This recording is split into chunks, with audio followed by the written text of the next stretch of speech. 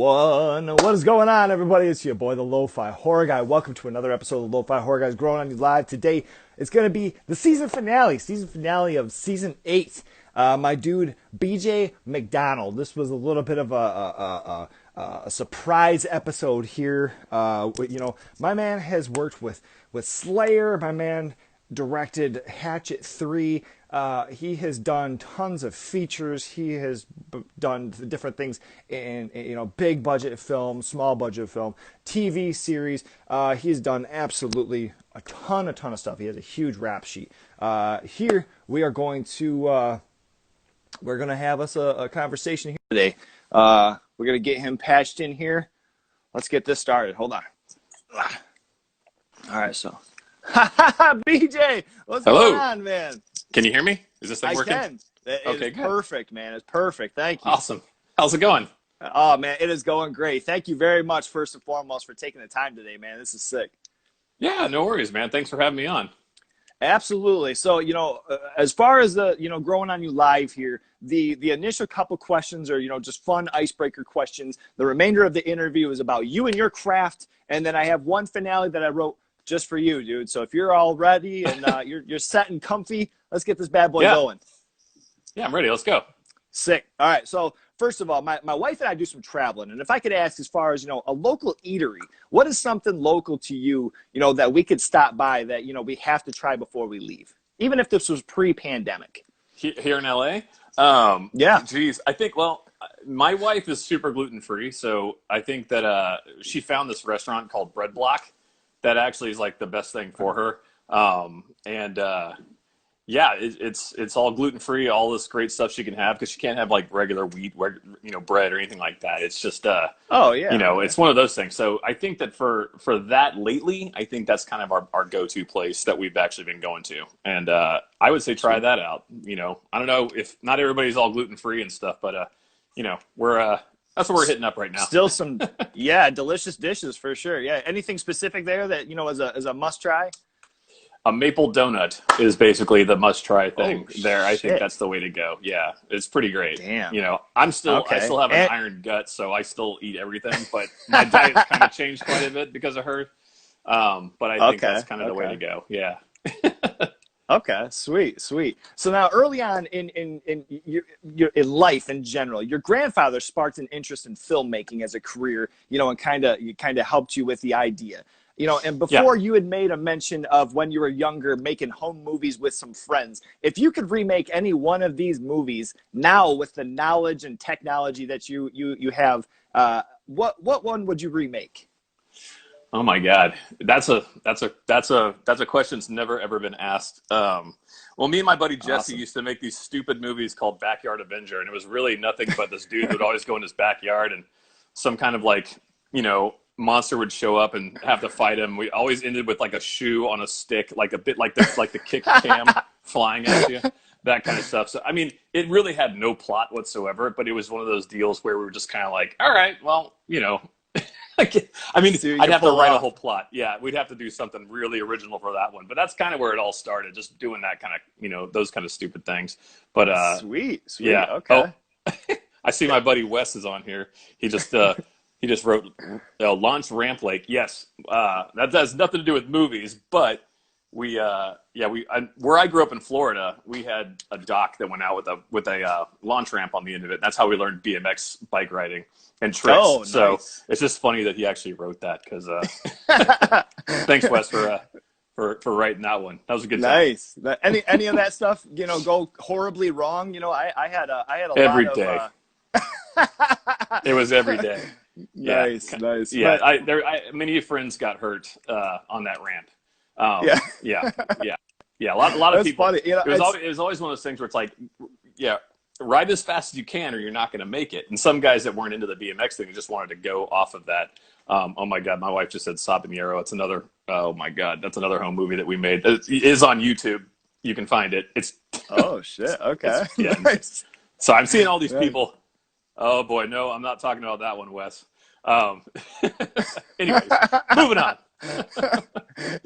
No, it's funny you bring up BMX too, because it was like when I was younger, my friends and I were always making homemade, silly just horror movies or riding bikes. So it was funny you bringing up BMX too, because I had, lots of stories personally that were just, we thought they were great ideas, and it would just end up somebody was kind of half past hurt.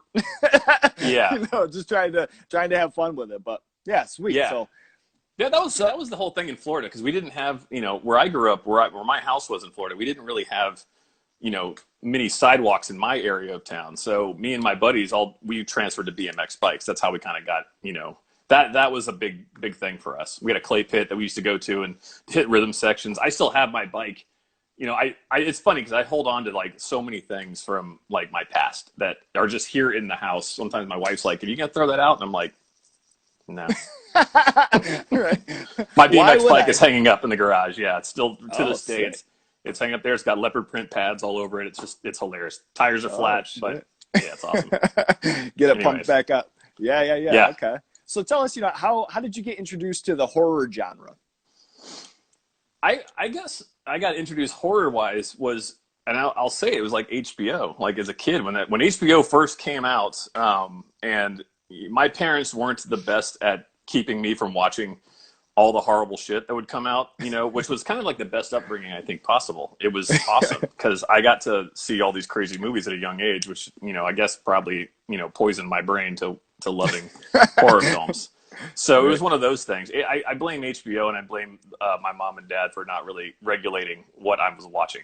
So that's kind of like how it all kind of came about. I saw the cartoon. I saw Heavy Metal, the cartoon Heavy Metal. And as a kid, I remember just being like, "What is this cartoon that's on super late at night right now? This is super weird." And as soon as it opened and the Lochnar melted the little girl's dad, it was a horrifying thing for me. And horrifyingly, I loved it. And it was just awesome. So that was kind of my introduction. And I had a whole thing, that was really not a horror thing, but like also John Carpenter movies were always on. So I was obsessed with like Escape from New York and The Thing, all these movies that I got to see, Wes Craven films, just that was kind of my upbringing. That's how I kind of really got into the whole thing, was just being subjected to being able to watch it. Just cable. Yeah. So what was a first horror movie that you remember watching? The Fog? No, I just saw my buddy Wes write The Fog. It's a good movie. Yeah. Yeah, no, the first horror film that I really saw, I think, God, what was it? It was, my mind's kind of fried with that one. It's really more of like, the typical Halloweens, the Friday the 13th movies, those kind of things that came out, and those were the stuff that I started loving and watching with my friends and everything. So it's just it was those movies that you grew up with. I wish I had a more in-depth answer for that, but it was. Yeah, it was those things. That was the time, which Carpenter was a huge influence for me. Right. Okay. Oh wow. So now for the longest time. Bullet. Yeah, that movie rips too. That movie's awesome. Yeah. It's pretty good. So, for the longest time, before YouTube and, all the access that we have now, the only draw really to movies was either poster art or, go into the video store and seeing the cover art. Do you have anything that comes to mind as far as, movies that, you drew or that drew you from the cover art or the poster art that you ended up loving? Yeah, I mean, that was the whole thing back then, because you didn't really, trailers were something you saw at the theater. And as a young kid, I didn't go to the theater as much, it was mostly just things you would rent. I remember I loved the artwork for Evil Dead 2. Just is a plain, simple skull with the eyes that are looking at you. And just said Evil Dead 2. I was like, what is this? And I never saw Evil Dead 1. I saw Evil Dead 2 first, which I thought was like the best thing in the whole world. So that was kind of like, was a huge influence for me and my buddies making films, and just, it's just the absurdity of the way the effects were, and that was just a big influence for us. So we loved it. It was kind of like you too can make movies by strapping a camera to a 2x4 and smashing it through windows. Not to say we ever did that, but we might have. Yeah. Right. Yeah. Right. Nice. What or The Gate? Like I love the artwork for The Gate. Like Hellraiser. All those movies, they all had these really great original artworks to it that basically would sum it up and make you want to go see what it is. It was pretty great. And The Gate was awesome because I love that movie because it's all about, heavy metal playing a record backwards that basically brings, demons and the rise of Satan. It's kind of like one of those things where it was a weird it was a weird. I went to a Christian school, a Lutheran school, my whole life, and I remember taking my buddy to see The Gate in theaters, and I got in so much trouble because, his mom was majorly Christian, and I got shit on for that. Yeah. Did she know what it was, or how did she find out?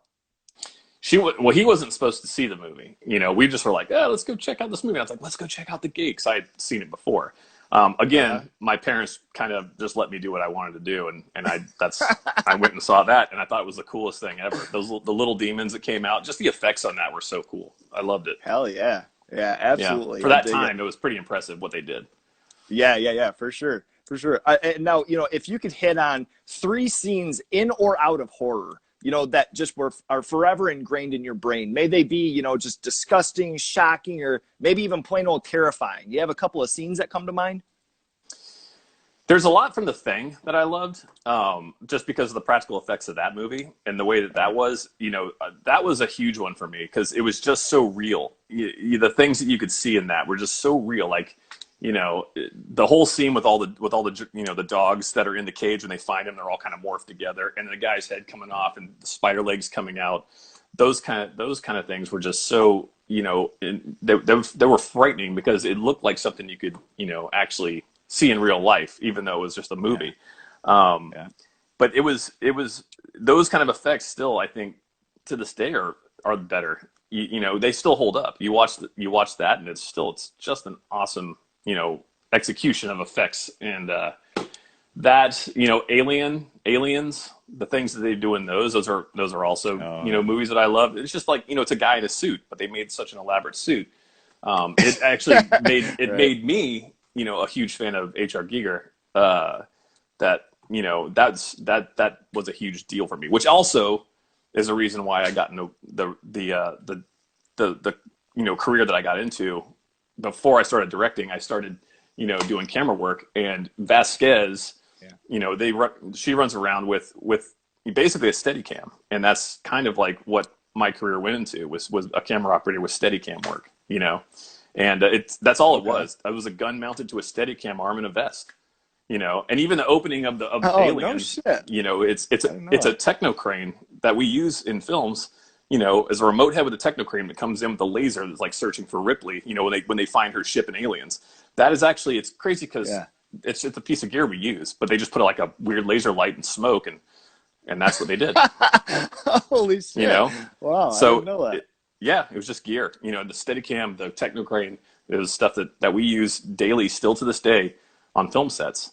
So the effects in Aliens was a huge influence. The Thing was a huge influence. I'm trying to think of any other thing. Like, you were talking about scenes that kind of stuck out. That one from The Thing, Aliens was amazing because they're ripping, Bishop in half, and, the aliens are crawling like upside down, all sorts of stuff. And it was just simple camera tricks, those kind of things. And they were just scary, and they were practical.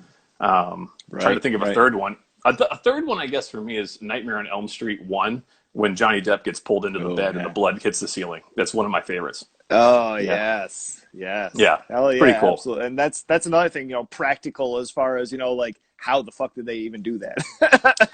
I know. Yeah, it's pretty impressive what they did. So it was cool. I mean, those are the things that I love. Yeah. And I still love practical effects to this day. The way that things are going on, the way they do it. If you can make it practical, it's great, because so many people just use CGI, so much CGI, which I'm not opposed to CGI, but I think if you mix it with practical and CGI, I think you have a great thing. Right.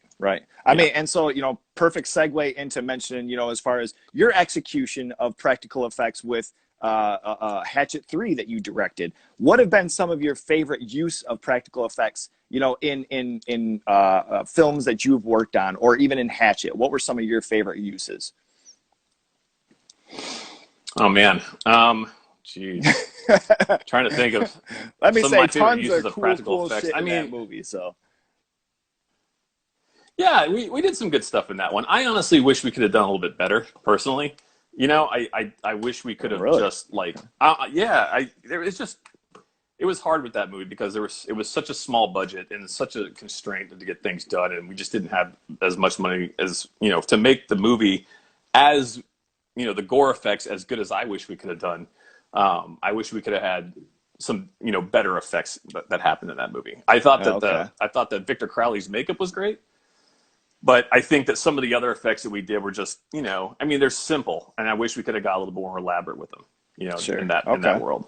I That mean, would've as been far great. as, I can say with fans, like a lot of people that touch on that series, a lot of times mention the third movie and the use of effects. So, Yeah. if it's not something you're more excited about, the fans sure love the shit out of it. That's good. I mean, that's what kind of, that's what matters mostly is people having a good time watching the movies. That's what it really Right. is all about. I remember doing the one effect we had with Cody Schneider that people thought was way too mean and was my idea, was whenever he gets, he gets the piece of wood on fire into his back, and then Victor Crowley pulls the wood out and then rips both arms out and then stomps his head into the mud and drowns him. People were like, that was way too mean. And I was like, no, but that's original. That's kind of awesome, to see something like Yeah, that. hell yeah. It was pretty brutal. I was happy with that one. That was a good time. Nice. What was the trick as far as like pushing the face into the mud? I mean, was that just legitimately like a hole cut under the ground and that was it? We basically that was a brutal movie to do because we were actually in the swamp. We weren't, the other two Hatchets were like we were in the desert for the most part shooting that first one. Okay. And that was, it was just it was like this ranch out in the desert that we threw moss in the trees, and you couldn't tell at night because you don't see much. The second one was all on the soundstage for the most part. We would go to New Orleans and shoot like a couple days of some exterior stuff, but everything else was shot like on a soundstage. Everybody caught like they basically caught like the bird flu, I think is what was going around at that time, which is funny because we're in a pandemic. But yeah, that was going around and everybody was catching that. It was pretty brutal. And we were on a stage with like all this moss and stuff. My wife just wrote, "Poor Cody couldn't breathe." Such a trooper. Which I'm getting to the point of what happened was he basically had to tie his hands into a shirt. We dug a hole after we did the arm rips, and then we just covered that with leaves and just that was it. Kane just stepped on his head and shoved his head in there. We just said, "Hold your breath as long as you can," and then blow some bubbles, and that was it. So it was practical. God. All practical. Yeah. Yeah, right. We did it. Right. He's like, "You practically killed me." Shit. Yeah, he was awesome. And just like my wife, Adrian, here on here said, he couldn't breathe but he was a trooper and he really was a trooper. Yeah. Awesome. For that. Yeah. Wow. That's good. That's cool. All right. So now, before working in film, you toured with a band. Tell me a little bit about this story. Where did your interest in aggressive music start? It's funny because it's another thing with cable, when it comes up. MTV and Headbangers Ball was a huge thing for me at a young age. Plus, I lived in a neighborhood where a lot of the neighborhood kids were into heavy metal. So that was BMX bikes. Okay. We had these dudes across the street that like did freestyle bike riding, which I was never into freestyle. I thought was cool, but I was more into jumps.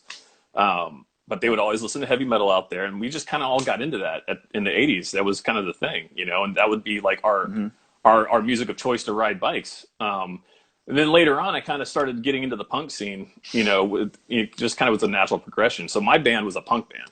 We weren't a metal band. And that was kind of the resurgence in the 90s of how, punk kind of came back. And in our town where I grew up in Pensacola, we had a really good place for bands on the way to certain cities to actually stop and have a place to play. In Pensacola, in the Panhandle, that was the place.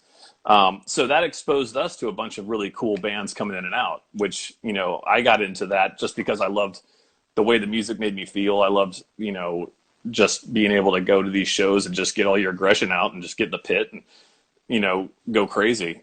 And you got to see all sorts of different, types of punk rock, pop punk, crusty punk, like all these really great bands. And then I got into playing in a band, and we had a bunch of other bands around Pensacola that we played with that we loved. Eventually started touring and doing records and things like that. And it was it. It was just, it was a good, right out of high school was kind of my whole experience with that, like getting into it. And that's kind of what I wanted to do before films. Me and my buddies made home movies, like these stupid action films. Never thought it would be something I could get into, career-wise.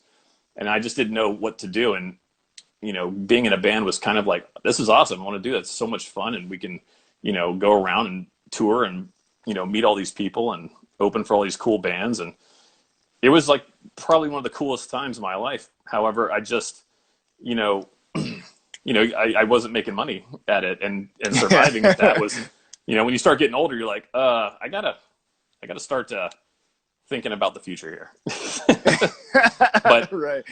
I miss playing on stage. I miss being, like up in front of a crowd. There's a certain energy that you can't, unless you've done it, you can't describe, which I believe you're a drummer, so you know what I'm talking about. Yep. It's like there's no other feeling like it, of being able to get up in front of a crowd and perform, and letting the music that you're playing, reach out to people that are sitting there watching you, and seeing the reaction you get. Hopefully it's a good reaction. We've been on all the other ends. Some people, we played shows where people hated it, and we played shows where people loved it, and most part of it was people loved it, and we got to tour with some great bands. My buddy Wes, who's on here, he played in a band called Blunt in Pensacola. That was, a great band. Okay. We got the tour with them. And it was really awesome. It was just really, really good. And there's an album that's unreleased that we did that has not seen the light of day yet, but I wish we could.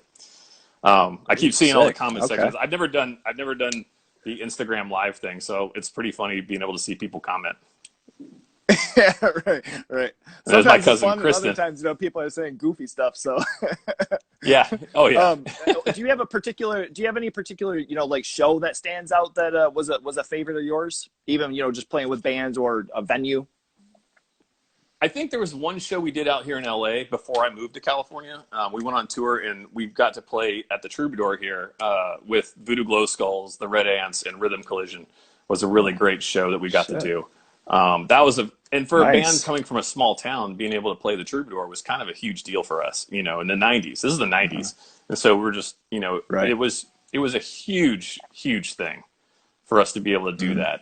There's a lot of really great shows that we got to do, in Pensacola, especially because there was a guy named Gus Brandt, who right now is the manager for like the Foo Fighters, the tour manager for the Foo Fighters for Nine Inch Nails. Okay.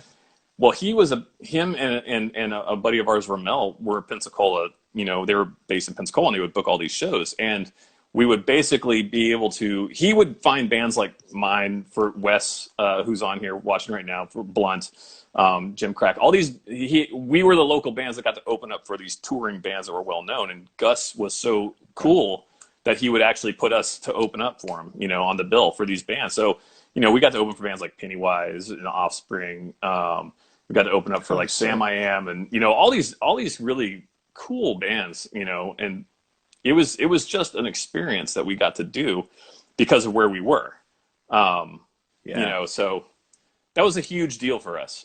Some bands wouldn't get that opportunity, but because I think the situation and the people that we had around us and the people that supported us, it was really great. Yeah, for sure. What was your personal approach, as far as like inspirations for playing? Because you play bass, right? Yeah. Well, who are some bassists that kind of you like to tune into your sound and energy to? I'll tell you, I can't read music. I was always just by ear. And it was always just, and that was straight up, the punk rock way, right? Yeah. I didn't really have a favorite bass player. Band wise, the sound that I liked, it was like the Dead Kennedys were a big deal for me. I loved the sound, which wasn't really the bass sound; it was more the guitar sound. But they had a unique sound to them. That was a huge influence for me. I loved the way that their music sounded. There was just something very unique about it. So Dead Kennedys was a huge thing for me. God, I'm trying to think what other punk bands were like a huge influence. I wish I could play like the bass player for Rancid, but I couldn't. He's really amazing. So good. Yeah. Yeah, he's pretty unbelievable. Right. Yeah. So that's that's the thing with punk too, and even hardcore in general is, mentioning as far as like the energy with it. Sometimes, it might not even be anything that they're doing fancy, it's just the fact of how they play, their approach to playing, and some people, think that bass is easy just because you might not listen or you might not be able to hear it, as much as guitar, but it's like, man, there's some bassists out there that are ripping harder than the guitarists are. There is, man. It's pretty crazy. It's funny because it's like a lot of people give all these like, bigger bands more clout because they're bigger bands, but you would see these bands that are playing, that are totally unknown bands that have these amazing musicians. And I always kind of chalk that up to like metal performers, a lot of metal and especially metal drummers, they don't get the recognition they should, and they play some of the most technically hard stuff that you can imagine. Anything dealing with a double bass and all the fills and the timing and things like that. It's so crazy to me that a lot of them don't get as recognized as they should. Right. So that's there was a lot of really great punk bands back when I was in a punk band playing that just never got the recognition that they should have got, and musically fantastic. So that's right. It's weird to see that happen, because it's just like, I guess it's kind of you got to be in the right place at the right time as a band, to get that kind of recognition, to get to a place where people really are like, yeah, it's pretty nuts. So yeah, I think that's with everything though. I feel like right. even with the career that I'm in now, I feel lucky, still to this day, because I could easily just disappear and not get another job. It's that kind of deal. I just happen to fall in the right place at the right time. And it's also that, and it's just the people you surround yourself with. You a lot of good people that you get to work with, and the people that the friendships and the bonds you make, and it goes a long way. It's not just, about what you do. It's about all the people that you are with, and all the people that, you associate with, and the people that, it's all helping each other out. Yeah. And keeping at it, keeping busy. I mean, you look at your rap sheet, holy moly. You keep on top of keeping some work for yourself. I am my wife, it drives my wife crazy, but I'm a total workaholic, but I just, it's, when you find a job that you love and something that you it's hard. It's like a drug, honestly. It's like you get into it and you make these movies and you're collaborating and you're doing, stuff that, you believe in is special. And it's not just always about the paycheck. It's about, doing these great jobs and meeting the people and being a part of it, and with the film jobs that me and all my friends do out here, it's like, I appreciate it because we can walk away knowing that our work that we worked so hard for will be there to always be seen. Yeah, some people go to work and they have these jobs where they do their job and no one notices the hard work that they put in and the things that they do. But for us, it's there forever. It's in history. And that's kind of a great feeling when it comes to the film work that we do. I feel really great that we got to get to be a part of that, and it's just it's a great career. It's a really great career. Yeah. I never thought I could get into it, but we did. So yeah.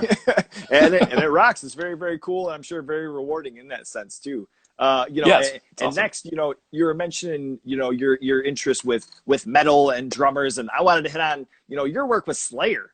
Obviously you directed the Killogy videos, Stupid Sick. Let me ask you though, as far as your personal interests, what are 3 of your favorite Slayer records and 3 favorite tracks of all time? I would say South of Heaven is an awesome album. I love that. Show No Mercy is great. And I will say that I, and it sounds super cheesy, but I would say Repentless, just because of the experience that I got to have with doing, these videos and getting to write these things for the guys. It's become a really good experience for me, it's something I never thought that I would ever get to be a part of. I never dreamed that I would actually be a part of Slayer's history, which was amazing to me. That it's another thing of being lucky. I got lucky with that one, and so that was. I would say that's what it is. That's it. I mean, I love obviously in its tracks. Rain and Blood is fantastic. It's just a classic.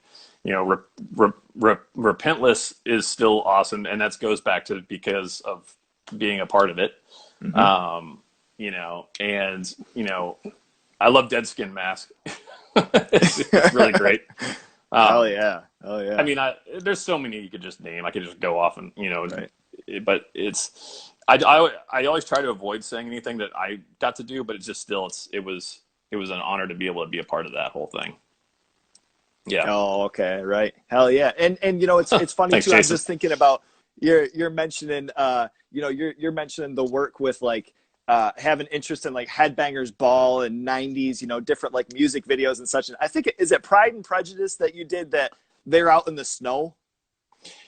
Was that the video, or was that for? No, that's Pride and Prejudice. Yeah. That was okay. That was watching that for the first time. Like that's the first thing I thought of was like 90s music videos of just these metal bands kind of in these like kind of ridiculous conditions, you know, just fucking jamming. And then you're talking about having that interest. That was the funny thing about the guys with Slayer was that, you know, the first thing we did was the Repentless video, and I wrote this one pitch, and it was never supposed to be this storyline. You know, I just was lucky. I wrote 2 pitches. One was a smaller budget, you know, to do, which was the prison riot, the video that came out. The other one was this crazy biker cannibal thing that Kerry King loved that one, but there was just, it would have cost a fortune to make, and it just was something we didn't have. So, I mean, the videos, the budgets weren't huge, but they were enough to get, you know, done what we wanted to do. So we wrote this prison riot video, and, you know, going into the conditions, it was so hot that day out there on the pavement, and we shot at a real prison. It was just stifling hot. People were miserably hot, you know, sweating, and, you know, it was just absolutely brutal. But the guys were troopers, you know, they were fantastic. And I've worked with other bands that they would never put up with that ever, you know, and I won't mention who they are, but like they would have been like, nope, I'm not doing this. And they would have taken off. But Slayer were great. And so once Gerardo from Nuclear Blast, you know, he was like, dude, people love that Repentless video. Let's make a prequel and a sequel to it. And I'm like, okay. So taking that video, I had to go back in and write a prequel to why he got to prison, then a sequel to it. So the prequel, we ended up shooting out in the desert, but it was crazy because we were in the high desert, and it was actually pretty cold out there in the mornings, and then the daytime got really hot, and then as soon as the sun was going down, it started getting cold again. So that was you know, that was with the actors, and then we went to this airplane graveyard where it was just super windy, super cold, you know, and the guys just were like, this is awesome, you know, let's just get out there and do it. And it was amazing that they were so cool about it. But then we said, let's go up to the snow and shoot this video in the snow. And I wanted to do, you know, me and my buddies, we talked about it, and we were like, let's get Slayer up in the snow. It'll look cool. And I always like the way that blood on snow looks, like in any kind of movies or anything like that. If the red against the white is so beautiful in a, you know, horrific way.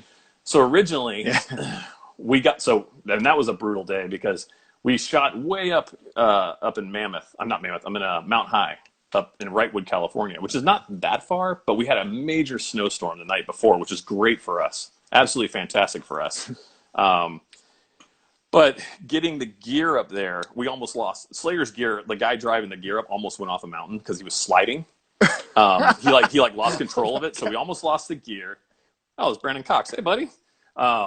We almost lost their gear. They got that there, and the band got there. But then our camera that we needed to put on the techno crane to do the shoot showed up like so late, like super late. And like the sun up in the mountains goes down faster because you're in the mountains. So we were running out of a lot of time because the guy that was bringing the camera for some odd reason was crazy late. He also was bringing these crosses that I wanted to put these crosses in the video upside down. There were supposed to be these 3 big, huge crosses that were completely charbroiled and covered with barbed wire, and I wanted to stick them upside down in the snow around the guys, right? And I kept asking the guy who was building them, "Hey, can I see what these crosses look like?" And he's like, "Yeah, they're gonna be great. They're gonna be great." And he showed up with these crosses that looked like they were like these crosses that were supposed to be put on a brand new church. No barbed wire, no nothing. You know, after all this time, we're up there, and I'm so upset by this point because it's like 2:00 in the afternoon. The sun's going to go down in 2 hours. I'm like, get the camera on the crane. You know, we're going to knock out the footage and the guy's performance as fast as possible. And I was like, and those crosses, you know, I'm like, how are you even going to put those in the snow? He's like, well, I'm just going to dig a hole and put them in the ground. I'm like, how are you going to do that? Like we needed to like spike in some rebar or something to be able to mount them because the ground is frozen. So he went and tried to do that. He tried to like dig a hole in this frozen mountain and finally gave up on it, you know. And because I wanted the upside down crosses in the snow with blood coming out of the ground, you know, and the blood would have been coming out of the ground around them. So me and my wife the night before and my buddy Jason, we had basically whipped up a bunch of fake blood in these Hudson sprayers that were going to be used for that. And so I was like, well, shit, you know, we have all this fake blood in my car. There's no way we're going to it has to go up there. So that's when we had all the instruments put out and we just started spraying blood all over the snow, like coming out of the instruments. And that's why there's blood around all the amps now that you see. It's supposed to be these crosses. Wow. Okay. Yeah, the crosses would have been cool. I really wanted to do that. But, in the end, with having about 2 hours to shoot the guys on a very frustratingly cold day, the guys had no snow gear, no nothing for them to wear to keep them warm. So, again, going back to them being troopers, they actually went out in the snow with shoes that weren't even like waterproof or snowproof and just stood out there. And they just, we played the song over and over, had the crane get the masters, the single shots of the guys. And, by the skin of our teeth, we made it before the sun went down. The guys didn't complain. They were just like, "Oh, there's still Parmet. Hey, buddy." They were just cool. They were just troopers. When some bands would be more complaining about, "Oh, it's freezing cold, my feet, I can't feel them." No, not Slayer. They were into it. That just creates like the image that you want to remember. Like, unfortunately, now that they're done, you hear those things, and it's just like that just adds to just years and years and years of what a great band that they were, and then also hearing the behind the scenes stuff too. That's awesome. I love that. Yeah, that's the thing. There's other, like, I won't mention names, but there was other bands that I had worked with that were just so not cool that it was one of those things where everybody says don't ever meet your heroes. It was like that. Yeah. I've had a few of those moments, and with some bands, I was kind of like, really? Damn it. Like, that's how it's going to be, which made me want to go home and like burn some CDs, and I've had a few moments like that with actors, just burn them up. And I was nervous because I didn't know Slayer before. I'd never met them. I just got the gig because of writing the pitch idea, and they liked the pitch. And so the first time I met them was with them rolling up.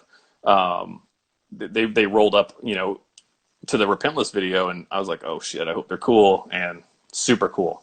They were just like, let's just awesome. do it. Yeah. That's they were teddy awesome. bears. Nice. Teddy bears from hell. So retracking back a little bit, as far as, so where was the transition? How did it happen from, your interest in working, music and touring to going into film? How did that happen?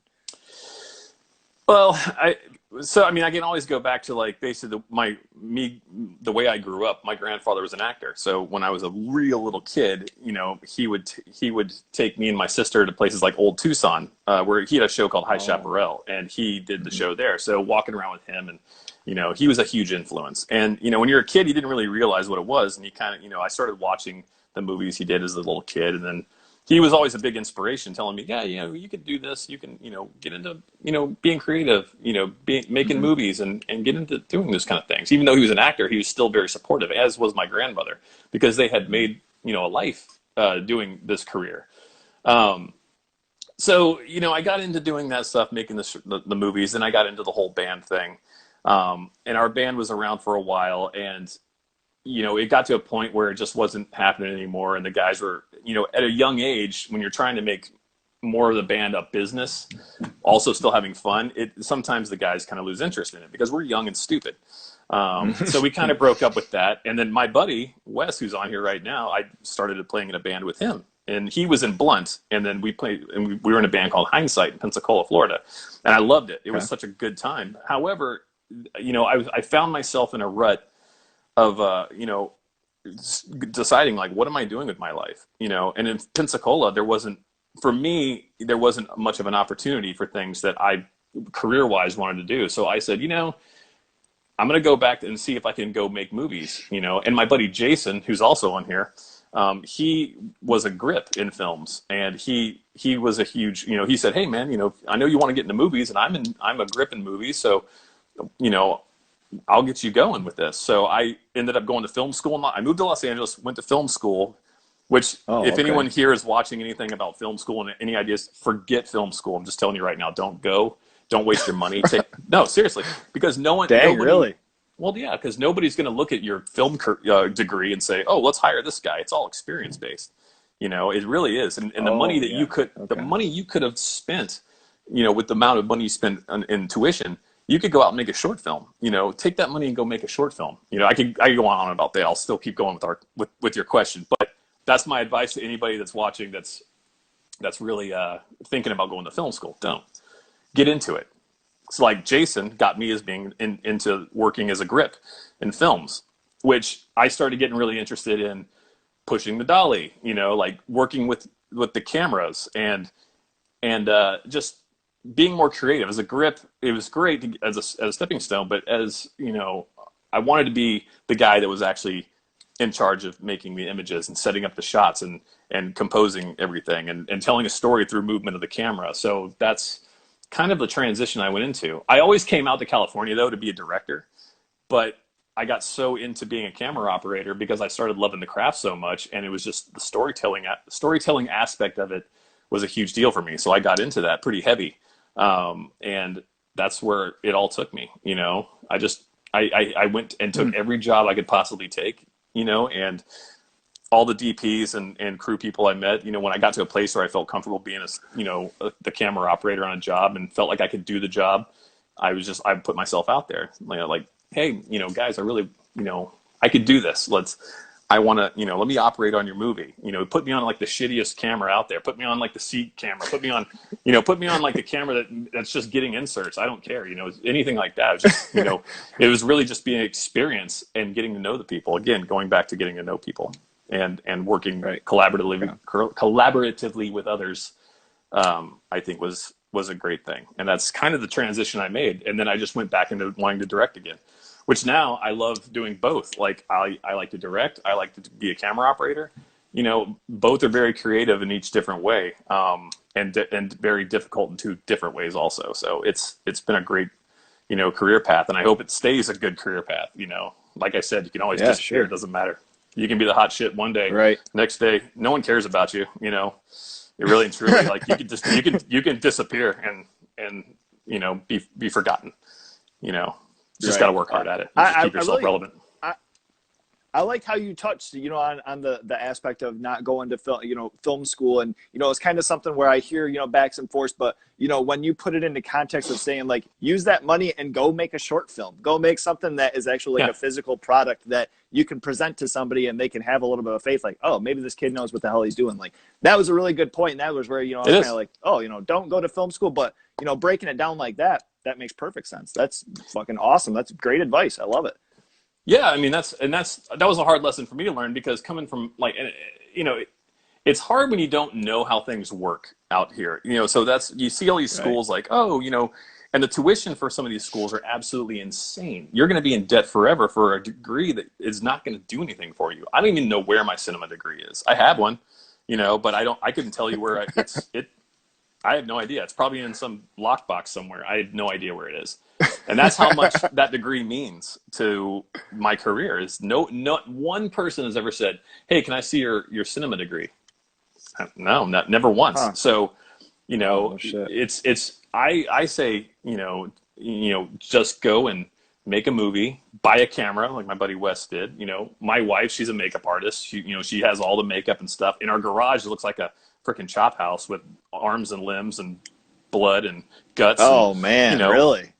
Yeah, and it's just like you get in there and you go and you work hard and you meet the people and you do this stuff, and it's all experience based of what is going to drive you to being further in your career, not so much a piece of paper. And I say don't waste your time. Look, college is good for some things, or degrees are great. I'm not but if you're going to go into film, just go make movies. Use your money to do that if you have it. Yeah, that's awesome. I love that. All right, let me ask, over the span of your career and all the things that you have worked on, tell me something. If there was one prop from any project that you've worked on that you could have brought home and had in your personal collection, what would that have been? That's a tough one, because there's a lot of them. I actually do have some props. But okay. I think the one prop I would love to have had, which my buddy Gary Doberman has it, is the Valic painting from Conjuring 2. That's the nun. Shit. It's the painting of the nun.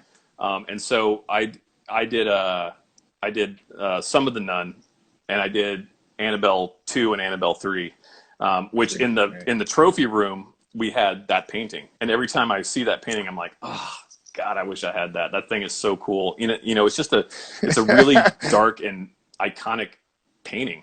Yeah. And I would also love to have one of the Annabelle dolls, the original ones, but there's a lot of really neat stuff you see on sets and you get to work with, that you know, you wish you could take it all home. I take paint. Sometimes I buy paintings from movie sets. Like Okay. in Halloween 2, the Rob Zombie one, Hmm. there's a painting that's hanging up in the girl's shitty apartment that's in the movie, and you see it, and that's actually me and my wife's hanging up. We're big time in art. Oh, We collect a really? lot of art, and you know, we like to try to get some things that are seen. In my closet back here in my office, I have there's a movie called The Interview that we did about killing Kim Jong Un, and Yeah. there were these huge paintings of like these propaganda stuff that Kim Jong Un has hanging up in the movie that are like, you know, these like Death to America paintings and all this stuff. Well, there's two of those that I have that I took at the end of the movie. You know, we're just like, oh, there's Steve. Hey, Steve. But so one of them is like, there's a scene where Seth Rogen, you know, they basically shoot this door down, killing all these soldiers outside of the control room for the TV thing. And there's a big Yeah. painting behind them that actually has the helicopters. And I have that one. I took that at the end of the thing, and I asked for permission. Obviously, they were like, yeah, you know, go for it. So I took that down. It still has fake blood all over it, but it's so big that there's nowhere in my house to hang it up. So it just sits rolled up in a thing in my closet. You know, it's like 12 foot high by like 10 feet long. They're massive. Yeah, it's huge. Yeah. Yeah. Okay. But sometimes you can, you know, if you talk to the right guys and you know, and it gets approved, you can get some stuff from some sets. It's pretty cool, you know. Yeah. Okay. Sick. Yeah. So let me ask you, you know, a little off kilter from that. Something, you know, from a movie that you haven't worked on, you know, as a horror fan, is there a prop or something that you wish that you could have in your collection outside of what you've worked on? I would love the original Necronomicon from Evil Dead. Oh my God. Yes. That would be something I would love to have at my house. That'd be so sick. Yeah, that would be pretty awesome. I don't even know if that still exists. The poor cabin's broken down. Yeah, right. I know. Well, I hope Sam Raimi has it. I mean, who knows? What about you? What would you like? What would you want to have from a movie? Dude, there's so much stuff. I'm like looking over here. Like recently, there was so much beautiful things. Have you seen Midsommar? Yeah, we saw that. Man, they had an auction, and I don't know, like this last year of different things from that would have been absolutely amazing. Different pieces from that. Yeah. No, I hear you. But my wife just wrote a Geiger alien egg. That would be pretty awesome. Hell yeah. But, you know, as far as like something older too, like I just recently got to go to the Monroeville Mall, you know, the Dawn of the Dead Mall. And I know when they did some reconstruction, they had some things that they were selling off of that. That would have been sick. Me and my wife actually went to that mall. We did the same thing. We did a movie in Pittsburgh, and we did a whole thing. We went to the cemetery and everything. I was doing a movie called Jack Reacher. We were doing a movie there. Oh, okay. And that's on the weekends. We would, you know, sometimes take off and go check out like, you know, these horror places and, you know, nerd shit. Right. Yeah, we ended up going to the mall because they were supposed to have a convention. It was in November actually. So they were trying to see if they were still going to do it, and it didn't end up as big as it was, but it was still really cool. We went to the cemetery and the airport that they did, you know, the hangar there. And that was really, really cool. That was fun. So I'd say probably something from Dawn of the Dead, or there's so much. I mean, like you're saying, there's so much crap out there. Critters. I'd love to have something from that, you know? Yeah, that'd be awesome actually to have one of those. Yeah, hell yeah. Now, you know, recently you've been working on a project that you started, and it's kind of, you know, been just beat to shit from pandemic as far as filming. Tell us about, you know, a little bit about this and how this process has been. Yeah, I got to direct another movie this year, which I can't go too into detail about what it is. But it's you know, going through the pandemic, you know, we started off in pre-pro in February, and then we got about 3 weeks into the filming, and then the whole world shut down, you know, which was brutal. And you know, we kind of thinking like, hey, you know, it's going to be like a 2 week, you know, 3 week maybe off, and then we'll all come back when this whole thing's over. Skip 5 months later down the road, you know, end of August going into September, we finally get back to shooting when all these, you know, basically the films and the film sets are now super regulated with COVID officers. You know, people get checked up 3 times a week, you know, tested 3 times a week to keep everybody safe. Everyone, you have to wear masks and face shields. it's a whole new thing that you have to deal with going to work now, is doing that. And where you could actually just run up and like say something to somebody, or like, I need to do this, or we need this, or whatever. It's, you would have to almost look and say, can I walk over there? Can I get permission? Now it's to that level. You have to like go and talk to the COVID officer, go over and talk to the person. Only a certain amount of people can be on set at a certain time. Which I actually applaud the crew that we had, this company called Real Health, that actually did the whole thing, kept everybody safe, because you had to have all these rules and regulations, but they did a really good job at it and kept everybody kind of at safe. And they would watch people and tell people that they had to like spread out if they were getting too tight together. It's a whole learning situation. We were kind of one of the first movies in LA back. TV had started up, but we were one of the features that came back. But on that note, we had about, a week and a half left of shooting. We ended up having to add, 2 more weeks because of how slow things now were, because of the mornings getting tested, the check-ins, okay, hey, we did a rehearsal. No one got to see the rehearsal where everybody, usually would be able to see a rehearsal. They would crowd around and watch what's going to happen, so everybody would know. Well, now it'd be me and the actors and like the DP. And we would actually watch what was going on. And then we'd have to step out, kind of explain what was going on, and then let the grips and the lighting crew, the electricians, go in and do their lighting. And then the props people would have to go in. So it was just like everything kind of just slowed way down to to get the movie made. And I was actually surprised we came back, to make it, because it was it added a lot more to what we had to do budget wise and time wise to the filming of the movie. And so it's a big learning experience, and they're still doing that out here, and everywhere else, all these productions, you have to abide by all these COVID rules and all these different you got to wear masks, face shields, you got to check in with people, and it's a whole thing, which thank God we have that people can actually get back to work, because that's a lot of people's livelihoods are at stake there. And I see these reports of people getting mad at people, this film company's filming. Well, yeah, we do testing like constantly. People are safe with that. Now no one knows what someone's doing on their weekends off. Me and my wife, we've hunkered down this house every frickin'. We're here constantly. We don't go anywhere. But you can't count on every crew member to do that. You don't know what people are doing on their weekends off. So, thank God there's testing, and luckily and hopefully people get caught with, if they have it, it doesn't infect anybody else, and they go home and get to actually, recover from this whole thing. And hopefully we get out of this pandemic soon. It's just, I think it's made everybody's lives very difficult, not just film wise. We back? There we are. There we go. Okay.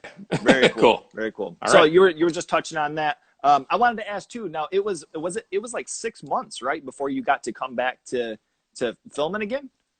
Yeah. It was. Wait.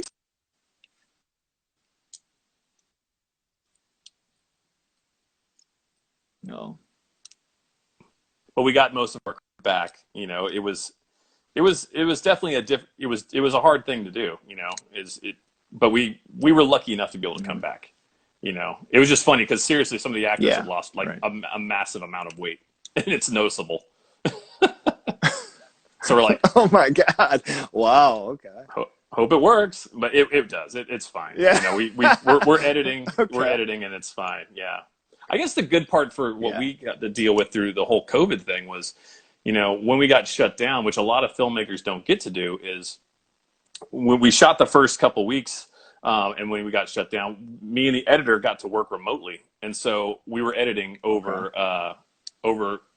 I was in my office and he was in his office, and we would just edit what we had already shot, which was kind of awesome because you don't get to do that regularly with filmmaking. So if there was insert shots or things we needed that we were kind of missing that we didn't get that day because the filming schedules are insane, we could actually get those when we came back. So in a weird way, that was kind of a plus for us. That's the one good thing that came out of having to shut down for a little bit, was that it helped us realize if we missed an insert or something, we needed it and we could get it. Oh, wow.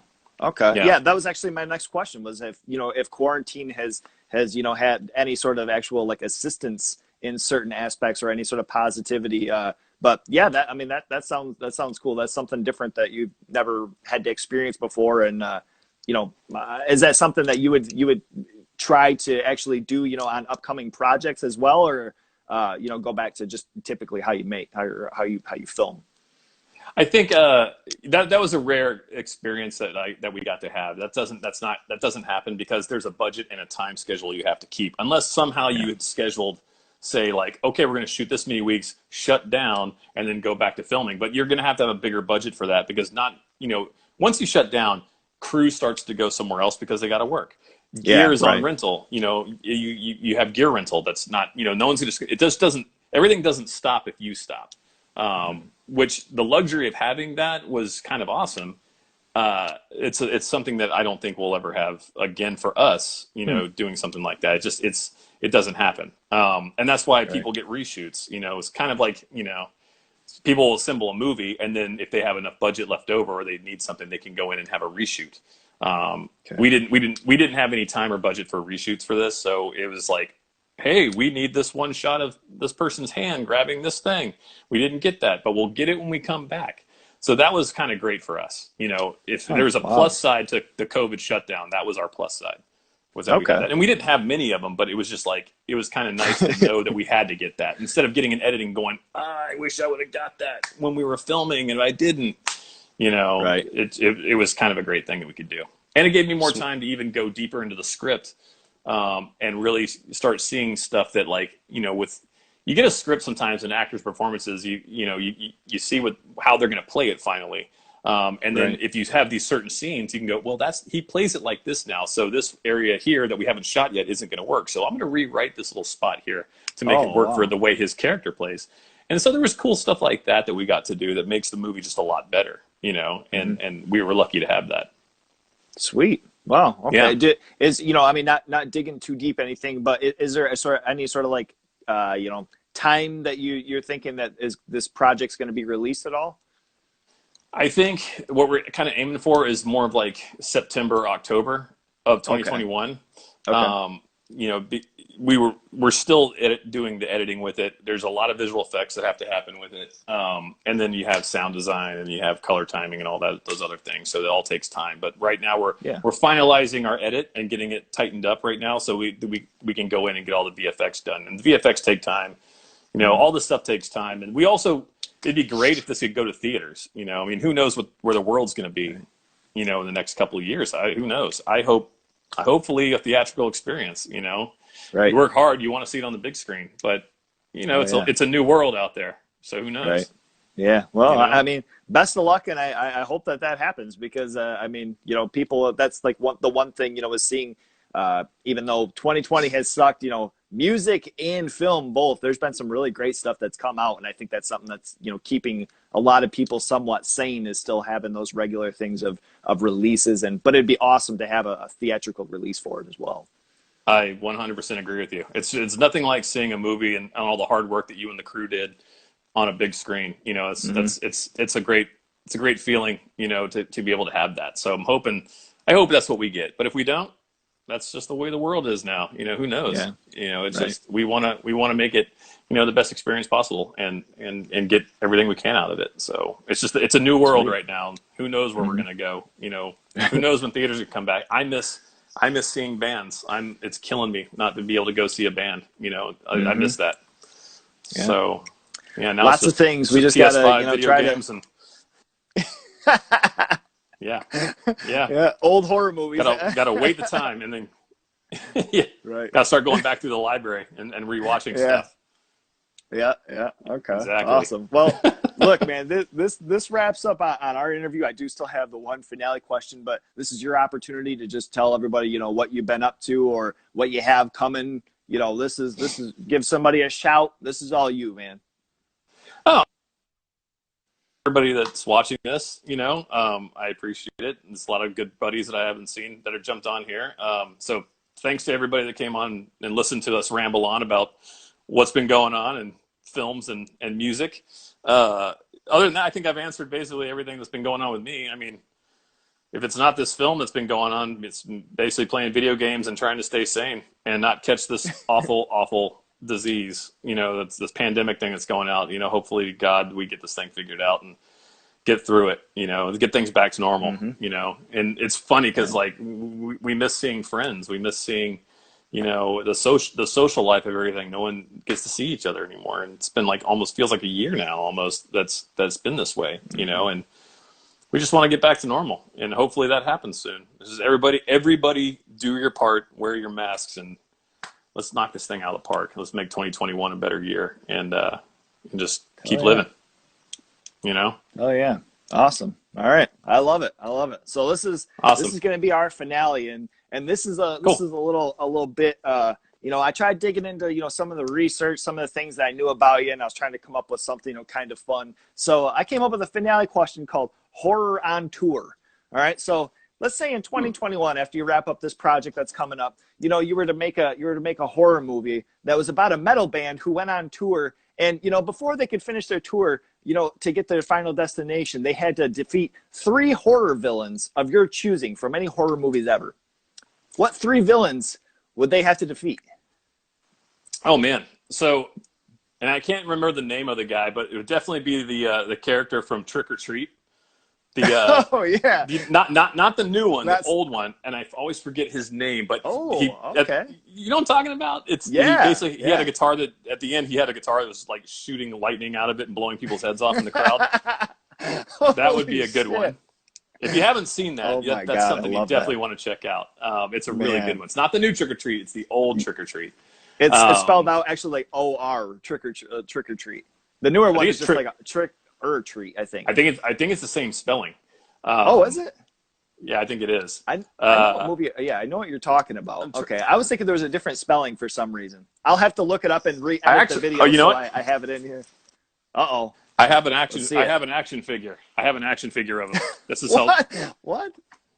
His name is Sammy Kerr, and this is Kerr. Let's see if I. Can you see it? There it is. Yeah. Okay. I guess it is. I was thinking it was a different spelling for some reason. Yep. Man, that is badass. Holy shit. I have a lot of action figures. Damn. No rules. So that just because it's a metal thing, I think that'd be a good one. Let's see. Who else would be a good one? I mean, Freddy Krueger is definitely one of them because he's, that's just some genius shit. But of course, all the guys, I guess, would have to be asleep on the tour van to fight him. Yeah, there you go. Unless they pull him out, you got to grab him and pull him out. Right.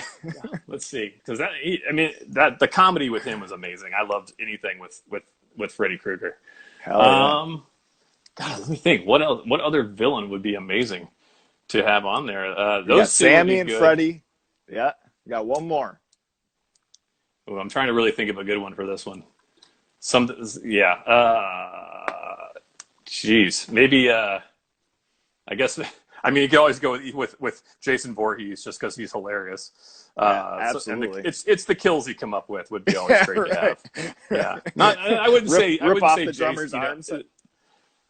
Yeah, I wouldn't say Michael Myers so much because he's kind of like, but like, and I like Michael Myers a lot, but I think, Jason Voorhees just zip people up in their, sleeping bags and slam them against the tree kind of style. That's always good. So I go with those 3. Man, that is perfect. Great answer. I love it. Especially the Sammy one. That's a good one. I'm going to have to revisit that movie. I know I've got it. I just, for some reason I was thinking it was a different spelling from the newer Trick or Treat, but what a good movie. Yeah, holy shit. I love the new Trick or Treat is so good. It's so great. But I think as a kid seeing that old one, I mean, this is full on 80s old school movie. I think it's a fun one to revisit. It's super cheesy. It's like Gene Simmons is in it. Ozzy Osbourne's in it. They make little cameos. It's pretty fun. Right. Yeah. Can't get any better. I love it. Yeah, it's pretty good. All right, man. This has been so awesome. BJ, once again, thank you so much for your time, dude. This has been absolutely cool, man. Yeah, thank you very much. And thank everybody for checking it out. I appreciate it. Thanks for having me on. All right, not a problem. Awesome. Lo-Fi Horror Guy, BJ McDonnell. Check his stuff out. His past features. He's been in tons of stuff, and he has something hopefully coming out in theaters 2021. Let's hope theaters. It's coming out. Yeah. Let's hope theaters. Right. All right, man. Thank you so much once again. You take care. Stay safe. Thank you. Bye-bye. Bye-bye. He's a lo-fi horror guy. Yeah, he's kind of a guy, but he is so lo-fi, a horror guy. Yeah, baby.